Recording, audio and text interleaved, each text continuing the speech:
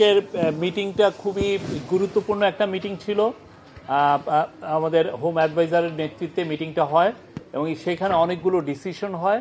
প্রথম ডিসিশন হচ্ছে যে পুরো ঢাকা এবং যে সমস্ত জায়গায় আমরা দেখছি যে আইন শৃঙ্খলা পরিস্থিতি কিছুটা অবনতি হয়েছে, সেই সমস্ত জায়গায় আমরা পেট্রোল বাড়াবো, যথাসম্ভব পেট্রোল। এবং এই পেট্রোলটা আজকে রাতের থেকে, আজকে সন্ধ্যা থেকে আপনারা দেখবেন, পুরো ঢাকা শহরেই দেখবেন। এবং এটার জন্য যেটা করা হচ্ছে সেটা হচ্ছে যে কম্বাইন্ড পেট্রোল করা হবে।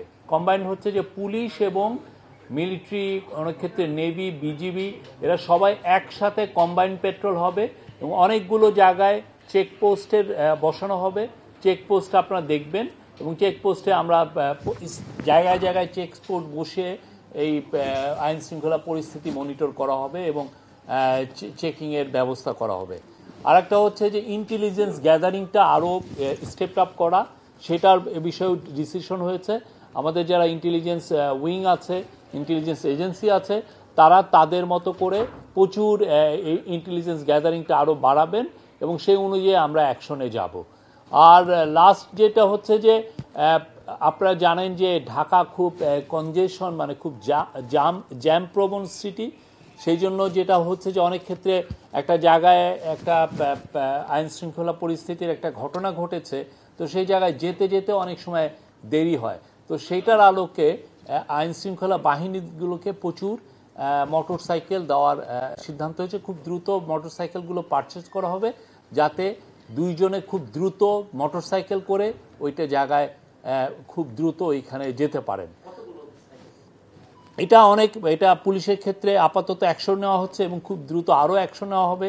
এবং অন্যান্য যারা আইন শৃঙ্খলা বাহিনী, যারা আইন শৃঙ্খলার কাজে নিয়োজিত, তাদের জন্য আরও কিছু মোটরসাইকেল 50-50 করে নেওয়া হবে। ব্রেকফাস্ট, টিফিন কিংবা স্ন্যাক টাইমে মজাদার আয়োজন মানে অল টাইম ব্রেড।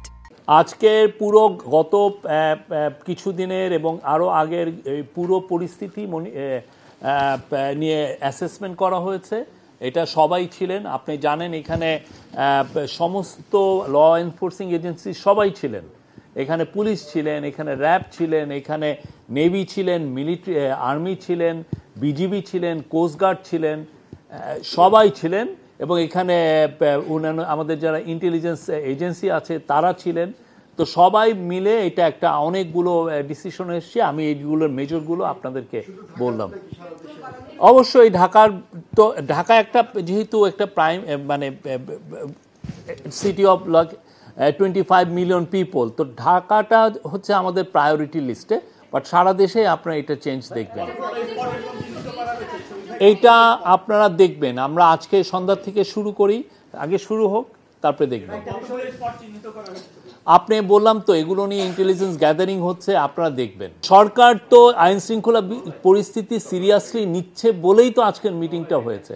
আজকে আপনি দেখেন যে এখানে সবাই ছিলেন, বাংলাদেশের যারা আইন শৃঙ্খলা পরিস্থিতি নিয়ে যারা কাজ করে, যেই এজেন্সিগুলো কাজ করে, যে ডিপার্টমেন্টগুলো কাজ করে, যে উইংগুলো কাজ করে, তাদের সবার প্রতিনিধি ছিলেন এখানে। এবং এটা সবাই হাই লেভেলে, এমন না যে একটা মিড লেভেলের অফিসার ছিলেন।